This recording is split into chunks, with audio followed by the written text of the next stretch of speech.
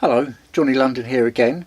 Now today I was going to prepare myself for the BSS certificate inspection that I've got coming up in a few days time, but as it's blowing something of a gale outside and most of what I wanted to do was things like replacing the horns and checking the engine bay and all that sort of thing, I thought I'll just ditch that for today. Can't go out there, so instead I'm having a bit of a spring clean. Now I'm going to start up at the fore end, and that's where I've got my bookcases and my books. And I noticed in one of my other videos I did, I think it was the one about the router, people seemed quite interested to see what I had on my bookshelf. So we'll go through it. As I'll give them all a little bit of a clean and dust, we'll go through it and see what I've got, shall we?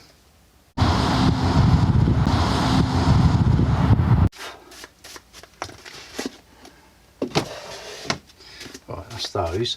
These are a set of encyclopedias called the Children's Encyclopedia, and they're a set obviously, and I bought them in a second-hand shop in Camden Town a number of years ago for like a tenner or something, I think.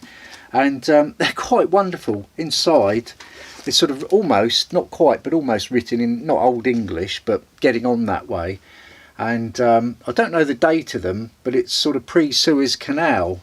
And there's full of stories. There's things from Jules Verne in here, and all kinds of stuff like that. Sort of the internet of their day, really.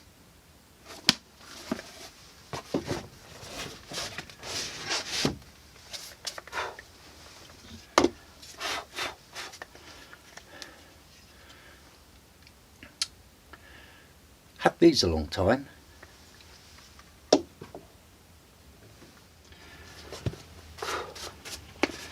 So just putting back my storybooks now after giving them a good dust. I've got Robinson Crusoe, Doctor Who and the Zarbi, featuring William Hartnell, who was of course the first Doctor, and Doctor Who and the Dinosaur Invasion, so John Pertwee obviously.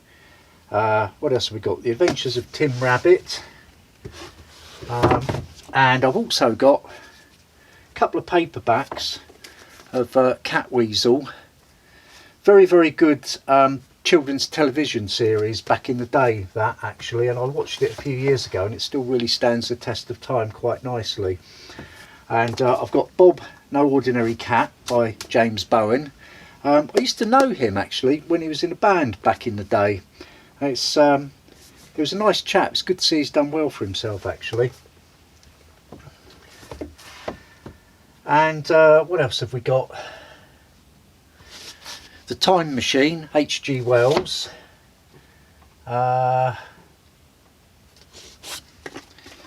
Treasure Island, Robert Louis Stevenson obviously, and a few sort of other old ones. And then back on here goes my sort of little box of nice things that smell nice. And who are these guys? Couple of cats, but look, tails come off.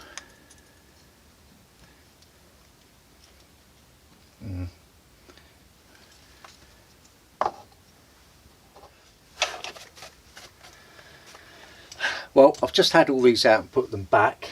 It's the shelf where I've got my router, so it's a bit of a faff actually. But what I've got is mostly science books here. We've got Reverse Time Travel by Barry Chapman. There's several different ways you can do that apparently. What have we got? Impossibility, The Limits of Science and the Science of Limits. The Last 3 Minutes. What else have we got? We've got a John Gribbin, couple of John Gribbins. In Search of the Edge of Time. Frank Tipler. Professor Machukaku, of course. The ghostly haired Chinese physicist, and a couple of books on aliens and Mars. And this shelf is where I keep all my sort of maps and stuff. So I've got the Reader's Digest Touring Guide to Britain. I never use that now obviously because we've got the internet. Guide to Places of the World. I never use that now obviously because we've got the internet. Driver's Atlas of the British Isles. I never use that obviously because nowadays we've got the internet. and Inland Waterways of Great Britain. My son bought me that, and that's a really good book actually. Recommend that to anyone who's a boater. Came with a really good map which I've got somewhere as well.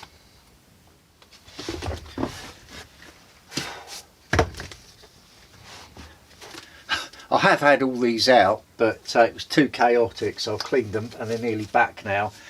This one's a book on pasta, hundreds of recipes in there.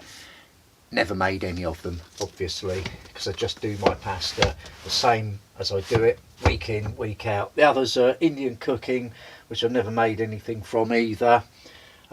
Jamie Oliver, which I've never made anything from either. And then there's a few more maps.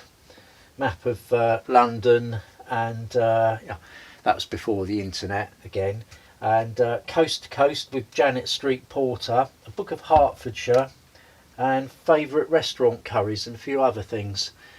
So let's move on to the other bookcase now.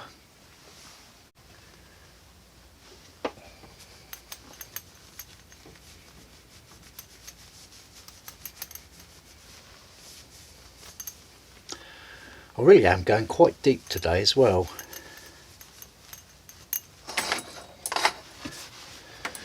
I'm messing around with the curtains here trying to get enough light, because I can see this isn't necessarily going to come out too well.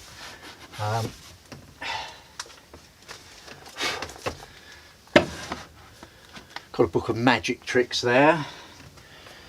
The Singularity is near, Ray Kurzweil. And then I Partridge, very funny read. And same again, Nomad, again quite a funny read. I won't do them all. That is a good book. Enter Night, Metallica, the biography by Mick Wall. Well, it's good if you like Metallica, which obviously I do. The Human Touch, Michael Frayn. Only got about 2/3 of the way through that.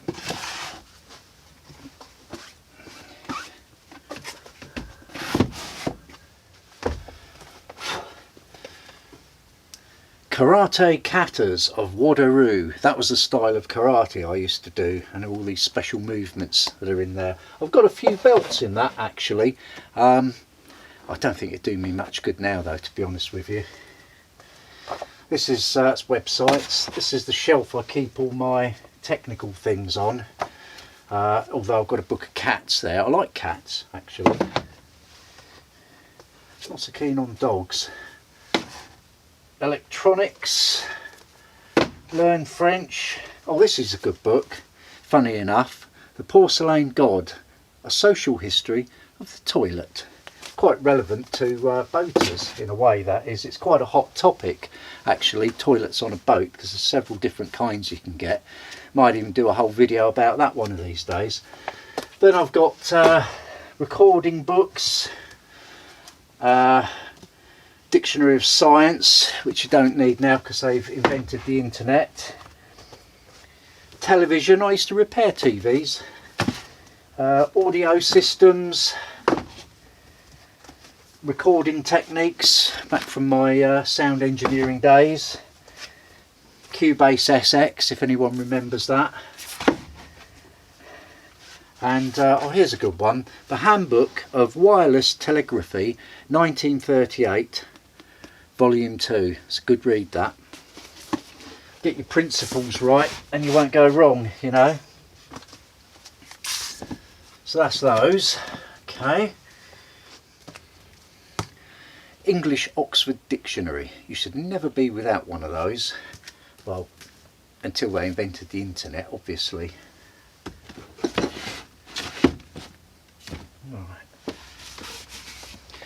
If you see anything funny with the continuity and the books moving around on the shelf or anything like that, it's because actually I've sort of swapped a few around to try and put everything into a more logical order, because basically they've been done more sort of on size than topic really, because you know the nature of the shelves.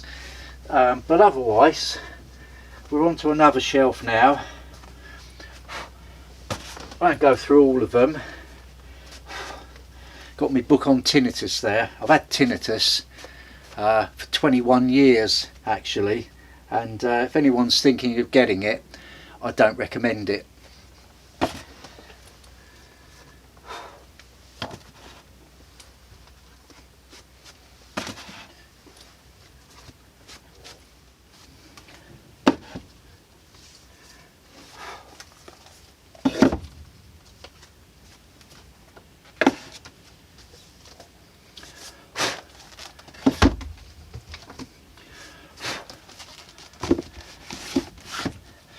Not really much to say about that shelf. It's mostly just some book on vitamins and minerals and bits of sort of health stuff and that, really. Nothing I'm ever going to read again.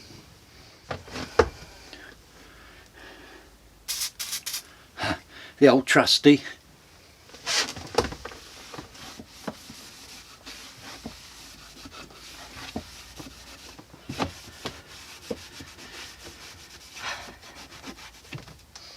I do wish they wouldn't keep mucking around with the fragrance though. I mean, you know, how many smells do you need? Just one, surely. Bottom shelf. Diesel boat engines.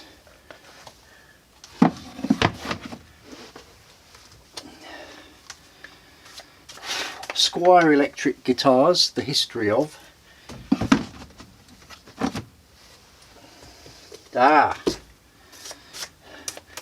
Ford Capri. I've had a few of those in my times. I used to like the 2.8s, the old V6s. I should have hung on to them because they're worth a fortune now, of course. Another sound engineering book there.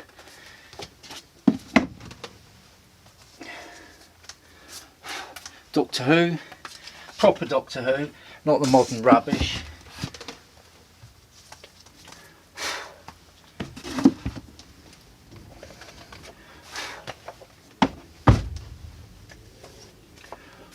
It's a nice big A to Z actually, that one, which was useful before they invented the internet.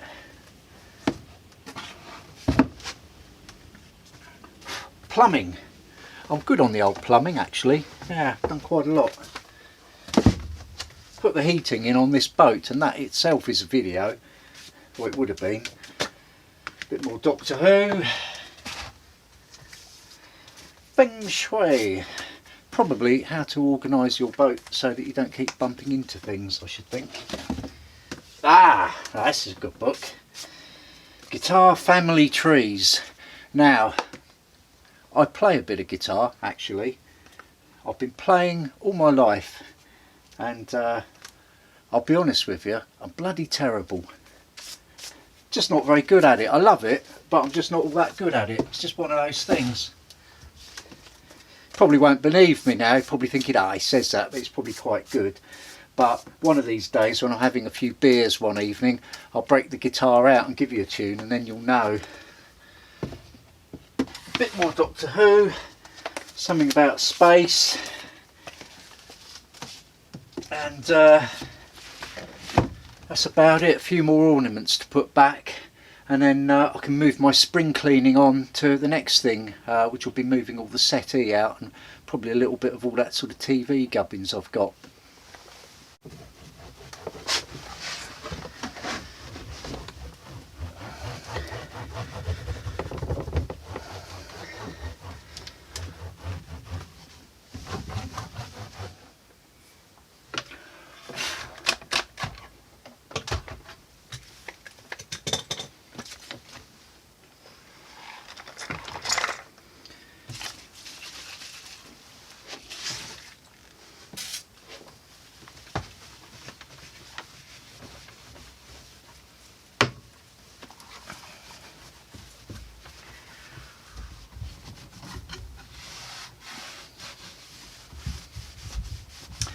Going pretty deep, as I said.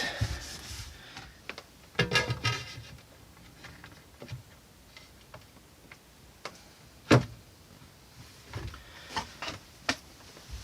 you go.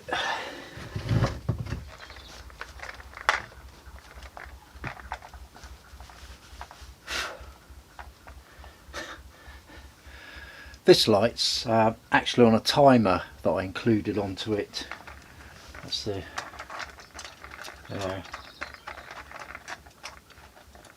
It's quite handy. It just sort of comes on when I want it to come on, goes off when I want it to go off, and just saves me switching it on and off really. These can be very problematic. They're very nice, these column radiators, but trying to get all the dust out from between all the things really does take a bit of doing. I don't do them as often as I should either because of that. Do you know what? I'm beginning to wish I hadn't started now, but you know what it's like once you get going, just got to finish, haven't you?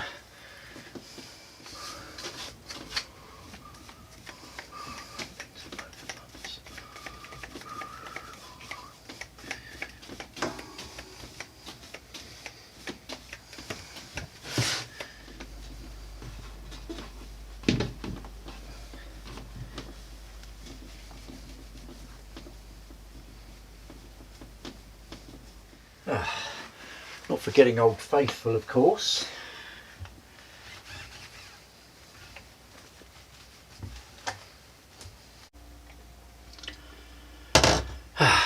Did I say kitchen cupboards next? I think I better consolidate what I've done and get the Hoover out. In fact, what I'm going to do before I even start hoovering, because I've done such a good job of dusting everything, I'm going to give the Hoover a little bit of a service up first. Obviously empty it out, but I'm going to get in here and change the filter, not change it, sort of take it outside and dust it off a bit. Oh, if I can get the thing out, of course.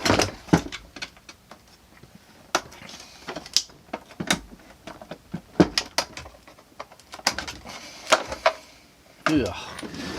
Yeah, good call.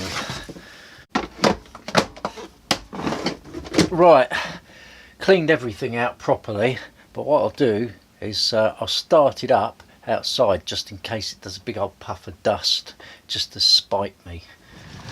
Right, that was all fine, so let's get on with it.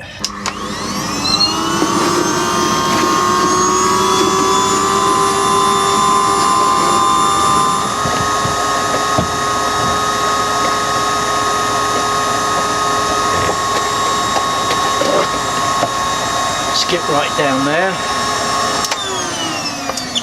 Actually, while I think of it, just a little thing about the Hoover actually on a boat. What I've done is I've just fired up the engine because although I've got over a kilowatt of solar, the sun's not out now, so I mean, you know, I'm not going to be producing much power for those. And in any case, the Hoover can take, you know, quite a lot of power. I think this one's either 14 or 1700 watts, something like that, but it's got a little slider on the front of it and you can use it at less than its full power. So I usually just put it 2/3 of the way up, which seems to have just about enough suck to get me round, and that way I can run the engine without having to increase the engine rev. So the engine's just idling at the moment, and you can hear when you switch the engine, when you switch the Hoover on, that the engine doesn't mind, it doesn't start labouring, so you know it's sort of within its capacity at idle. So that's what I'm doing. I'm probably using, I don't know, say 800 watts worth of power off of the Hoover. There's a little bit coming in off the solar and the engine's making up the rest, and so I just go round like this and get on and do it. But what would be ideal would be to have a good quality, a good, you know, decent, proper, rechargeable, you know, Hoover of some kind, one on a stick or whatever. You know, they come in different sorts, don't they?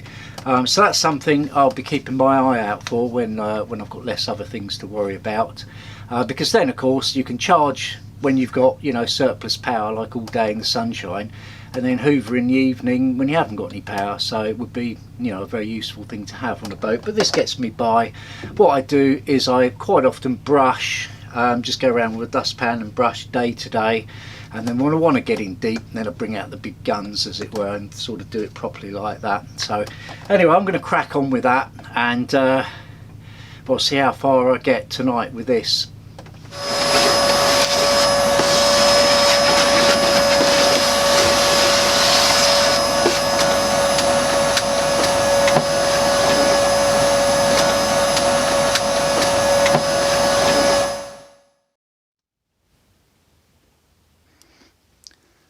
good, isn't it?